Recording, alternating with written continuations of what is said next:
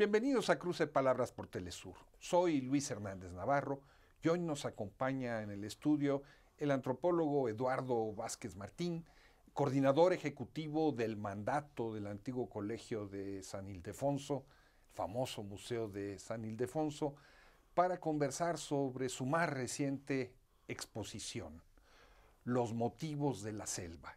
30 años del Ejército Zapatista de Liberación Nacional.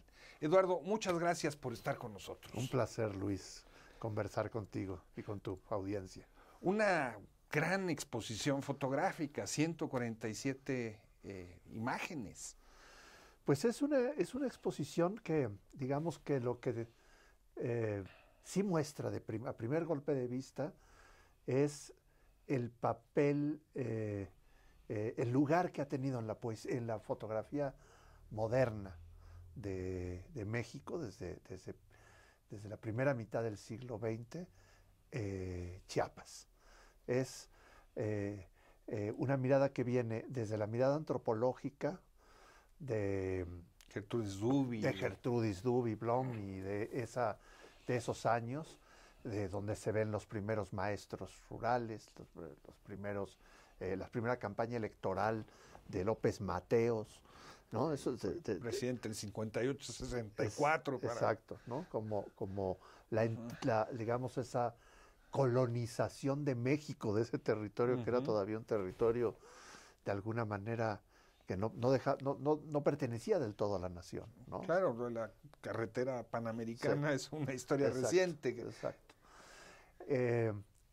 De ahí vamos a miradas más de los años 70, 80.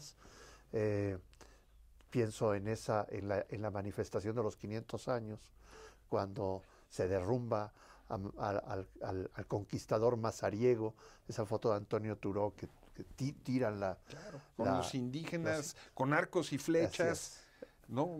Muchos de ellos zapatistas que entraron a San Cristóbal por primera vez para conocer la ciudad y saber cómo moverse en lo que vendría 2 años más tarde. Sí, como una especie de representación y ensayo, ¿no? Ajá.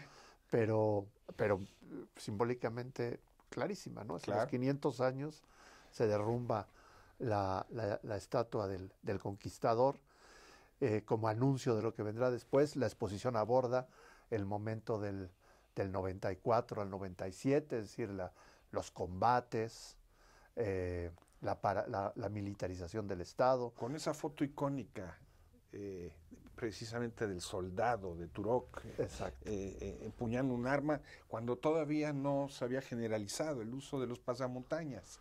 Sí, porque esa imagen es sacar a rostro descubierto, ¿no? Así es.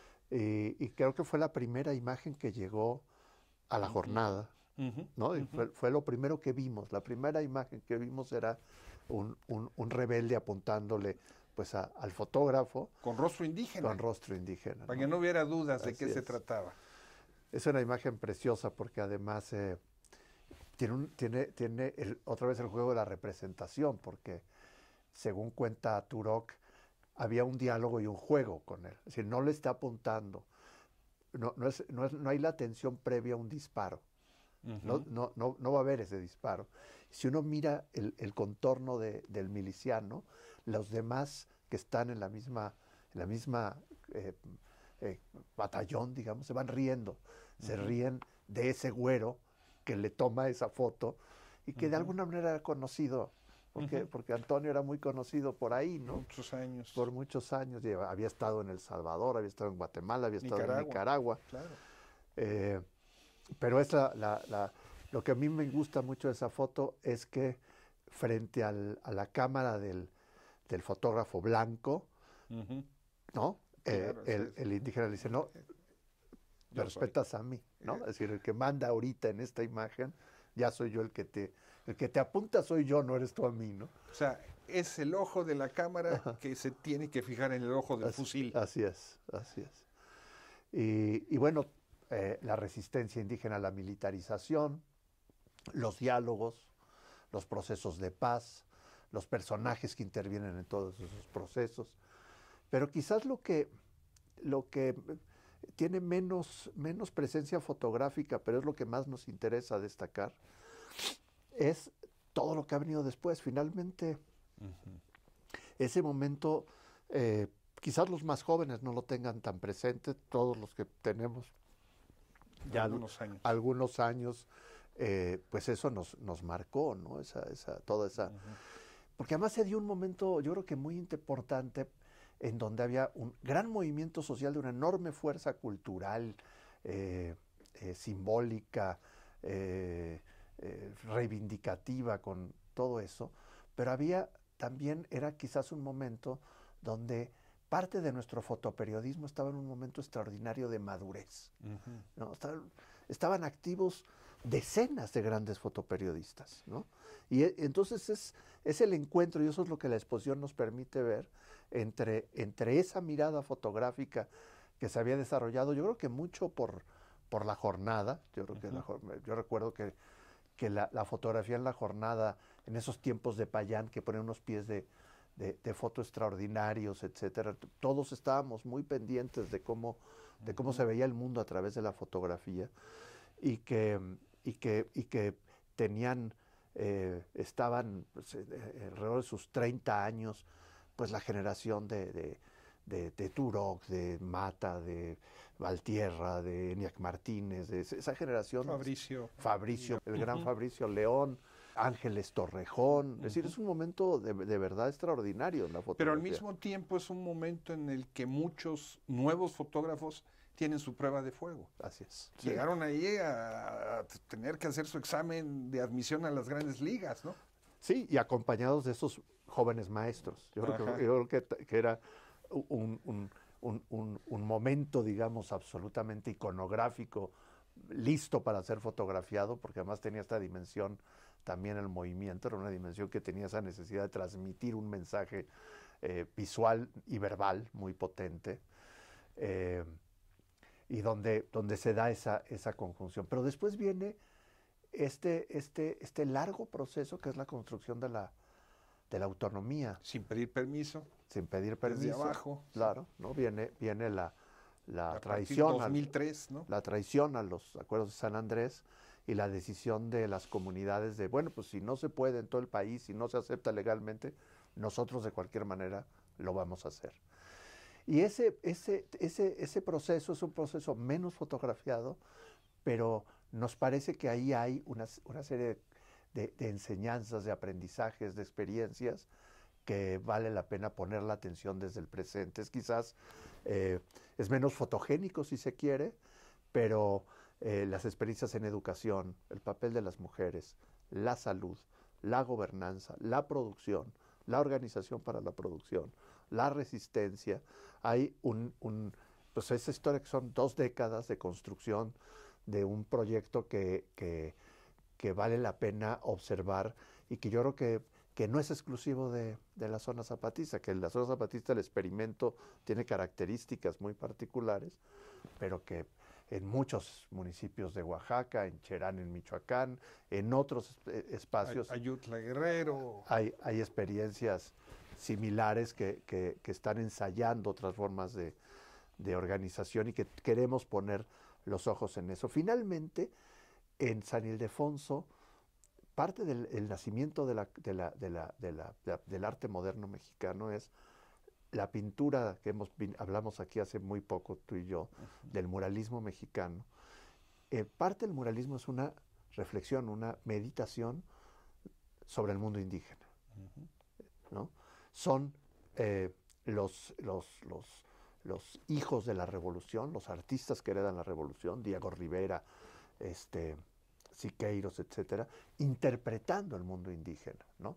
No eran indígenas. Bueno, estaba Javier Guerrero, que era indígena, estaba Máximo Pacheco, que era otomí, pero en realidad no dejan de ser blancos mirando indígenas. La mirada sobre el movimiento fotográfico del 94 mantiene forma parte de esa tradición, de esa observación y de esa interpretación del mundo de los pueblos originarios.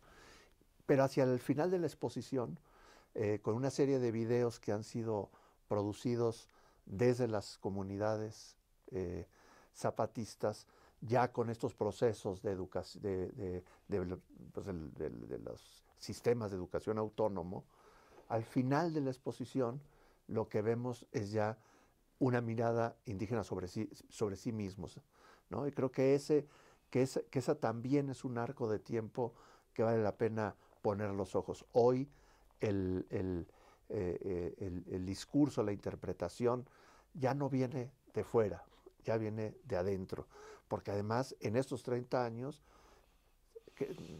creció, se desarrolló una generación de antropólogos indígenas, de pensadores contemporáneos indígenas, de poetas indígenas y también de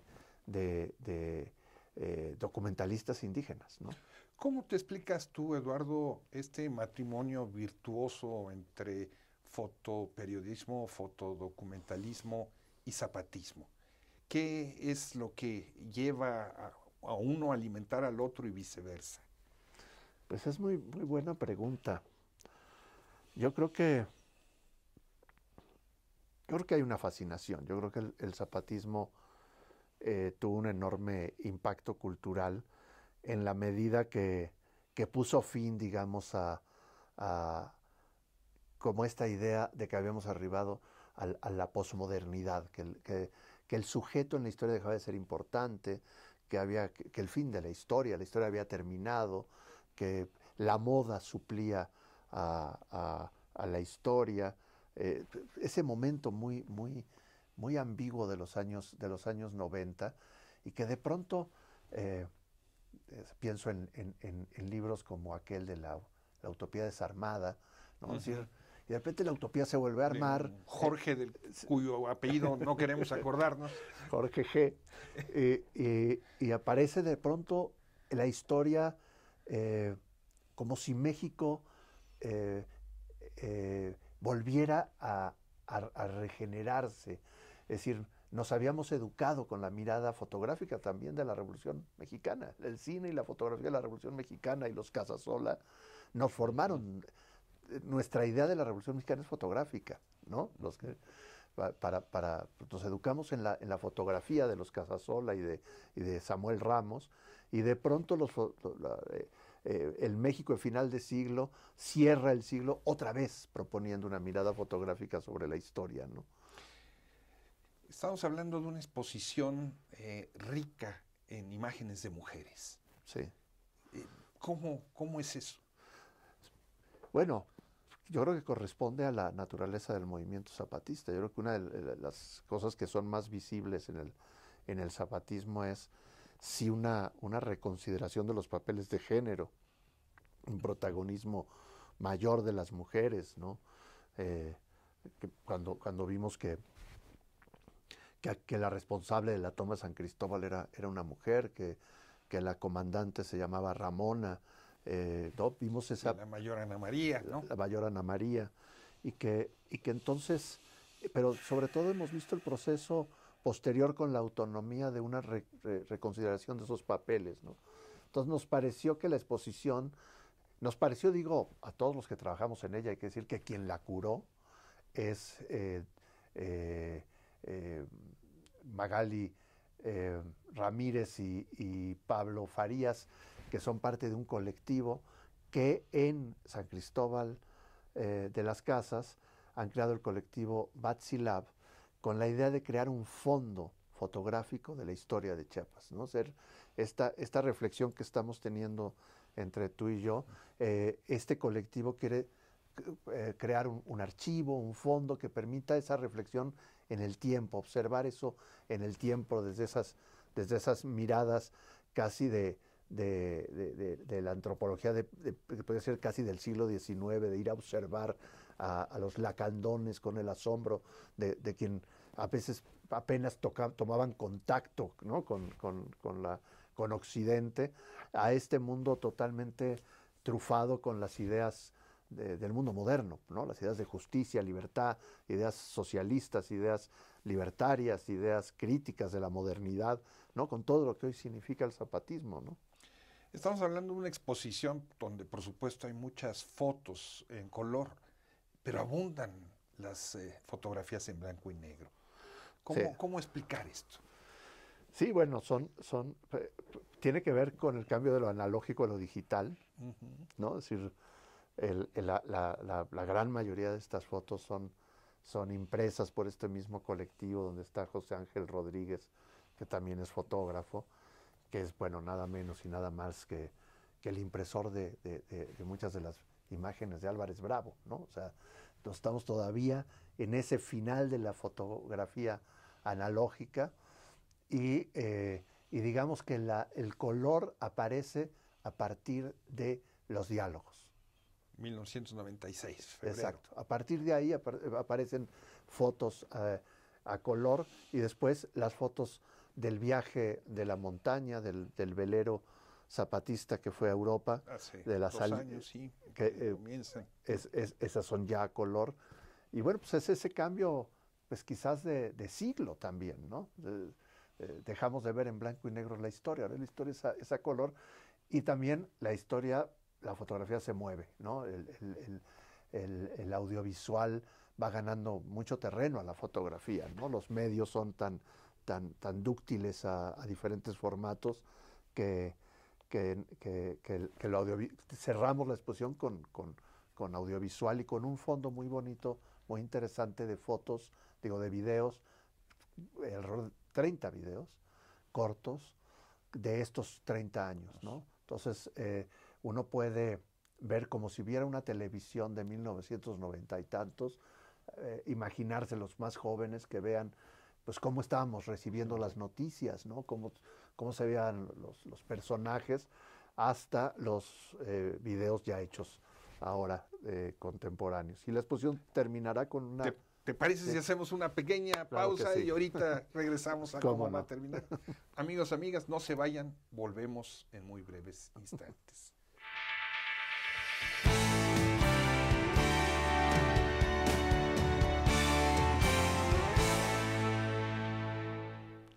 Estamos ya de regreso conversando con el antropólogo Eduardo Vázquez Martín, coordinador ejecutivo del mandato del antiguo colegio de San Ildefonso, el Museo de San Ildefonso, sobre la exposición de 147 fotografías que narran 30 años del levantamiento zapatista, pero también una parte de la historia del estado de Chiapas como tal. ¿Cómo fue que bautizaron la exposición como la bautizaron? Bueno, nos llamaba mucho la atención que en las páginas zapatistas apareció en los últimos tiempos de manera reiterada el poema de Rubén Darío que se llama Los motivos del lobo, que es un poema donde Rubén Darío juega con la imagen de San Francisco de Asís, que va a convencer al lobo que está en el bosque y que aterra al pueblo porque se come de vez en cuando un borrego o tal, y lo trae al pueblo y en el pueblo se hace manso. Y cuando se va a San Francisco de Asís, el pueblo muestra sus vicios, sus miserias, y golpean al lobo, lo maltratan hasta que el lobo vuelve al bosque. Y entonces y le dice a San Francisco, tengo que defenderme, dice, como hace el jabalí, como hace el oso. Y entonces nos preguntamos, ¿por qué este poema, ¿no? Esta dimensión entre humor, literatura, una renovación del lenguaje político que hay en el zapatismo, ¿no? Y pensamos, bueno, porque nos queda claro que nos vamos a defender, ¿no? Es decir, hemos salido del bosque, nos acercamos a la sociedad, buscamos acuerdos con el Estado, hemos firmado acuerdos de paz, estamos construyendo desde la paz, pero necesitamos mantenernos en guardia, ¿no? Por los motivos del lobo, porque no nos ha ido muy bien, ¿no? Es decir, se traicionaron los acuerdos de San Andrés, la violencia sigue imperando en la zona, los paramilitares están ahora como tanto tiempo antes accionando en el territorio. Hay nuevas bandas criminales que han también cambiado el ecosistema radicalmente, y está además el Estado, el ejército, los partidos políticos, etcétera, asolando los territorios zapatistas, ¿no? Entonces, nos gustó si ellos se veían, se reflejan en el poema de Rubén Darío, Los motivos del lobo. Nos pareció, quisimos jugar con esta imagen, ¿no? Los motivos de la selva, los motivos de los zapatistas para mantenerse en guardia, ¿no? Pero justamente lo que termina siendo la exposición, si empieza o se arranca la parte dura con el levantamiento armado, la verdad es que al final de la exposición no vemos armas, ¿no? Y eso es lo que nos parece además muy, muy, muy interesante destacar, cómo un ejército rebelde se transforma después de 30 años, sin dejar de ser ejército y sin dejar de estar atento como el lobo, dispuesto a defenderse como hace el oso y como el jabalí, diría Rubén Darío, cómo se ha convertido en una fuerza de paz. Si uno piensa, si nos recordamos hace 30 años en el levantamiento zapatista, el país era otro también en términos de violencia, ¿no? Había una violencia política que venía desde siempre, desde el Partido Único, que con el salinato se agudizó de ciertas maneras, pero digamos que el país era menos violento que ahora. 30 años después del levantamiento zapatista, hay muchas más armas en México, muchos más grupos armados, pero no son grupos rebeldes, son grupos del crimen y grupos paramilitares y el propio ejército, ¿no? Entonces, nos parece eso muy interesante, ver esa imagen, cómo los zapatistas hoy están más interesados en que veamos sus procesos educativos, sus formas de organización, que en ver armas, ¿no? Estamos hartos de ver armas los mexicanos, estamos hartos ya de ver de las demostraciones de fuerza de estos ejércitos irregulares que son el crimen organizado.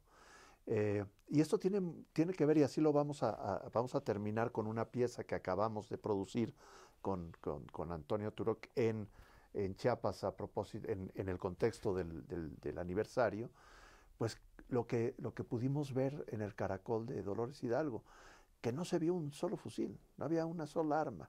Y los milicianos, más que hacer grandes demostraciones de disciplina militar, lo que hicieron fue bailar cumbia, ¿no? Una parada militar. Una parada militar a ritmo de ska y ritmo de cumbia. De ska y de cumbia, es decir, y además con jóvenes que ninguno de ellos estuvo el 1 de enero, ¿no? Los jóvenes que estaban ahí en esa parada militar son muchachos que están alrededor de los 20 años. A pesar de que la propaganda oficial y extraoficial quería decir que los jóvenes habían desertado del zapatismo por motivo de la migración y del crimen organizado. Así es. Lo que ustedes vieron fue otra cosa. Sí, y seguramente hay un fenómeno de migración, y seguramente el crimen organizado, como en todo el país, se ha adueñado de la voluntad de muchos de estos muchachos, ¿no? de la zona. Pero al revés de ese discurso, yo diría que hace mucho que yo no veía una manifestación popular donde fuera mayoritariamente juvenil, ¿no? Dios, en el mundo de la política tiende a gerontocratizarse, ¿no? Y bueno, hay un receso de ciertos movimientos estudiantiles y tal, y de repente ver que fundamentalmente lo que se veía y lo que se ve ahora en el zapatismo son muchachas y muchachos, además, muchachas y muchachos. Y yo creo que ese es un mensaje muy, muy potente, que es un mensaje de paz, ¿no? Es decir, de resistencia civil pacífica, amparada en una fuerza militar organizada, pero fundamentalmente como una construcción de paz. Uno se siente en esos territorios, en medio de estas fiestas, pues más seguro que en los centros turísticos, o que en cualquier discoteca del país, o que en muchos municipios aledaños, o en el 90% del territorio nacional. Entonces hay una paradoja ahí que me parece muy importante revelar, es decir, que ese camino, el camino de la rebeldía, ha creado espacios, grandes bolsas de paz y una perspectiva de paz que en otros territorios del país se han perdido. Para terminar, porque ya se nos vino el tiempo encima, una celebración que puso en el centro lo común. Uh-huh. ¿Cómo lo explicas eso? Pues, bueno, a mí me gusta mucho la idea de Santo Tomás de Aquino del bien común, ¿no? Creo que es un concepto muy, muy poderoso, lo común, y algo que quizás sea mucho más revolucionario, que ese sí tenga muy pocos precedentes, que es la idea de que no solo llevamos muchos años pensando en que la tierra es de quien la trabaja, es decir, que la tierra debe tener una propiedad, la propiedad de quien la trabaja. Y en el último momento los zapatistas están pensando en que la tierra debe ser de nadie, la tierra de nadie. Es decir, el fruto del trabajo es de quien lo trabaja, pero pensar la tierra más en términos similares al aire. El aire es de nadie, ¿no? Y por lo tanto es de todos, ¿no? Entonces, creo que la crítica a la propiedad privada y al fracaso de ciertas formas, incluso cooperativas, a la división infinita de la propiedad, a los conflictos agrarios que no dejan de suceder y cobrar vidas en Chiapas, hay una propuesta absolutamente utópica, ¿no? Que es que la tierra sea de nadie, que es una manera de decir como el aire, entonces es de todos, ¿no? Y todos tenemos derecho a trabajarle. Y creo que ahí sí ponen el horizonte, como dicen ellos, 50 años o 100 años por delante, ¿no? Es decir, ante el fracaso de la propiedad privada, de la división eterna de la tierra o de la acumulación monopólica de esta, una idea diferente, ¿no? Y yo creo que eso es una aportación también del zapatismo, cambiarnos el sentido del pensamiento, proponernos pensar de otra manera. Eduardo, muchísimas gracias por estar con nosotros en este cruce de palabras. Gracias, un placer verte. Siempre. Amigos, amigas, muchas gracias por su amable compañía el día de hoy. Ya saben, los esperamos la semana que viene aquí en Cruce de Palabras por Telesur. No se lo pierda. Hasta la próxima.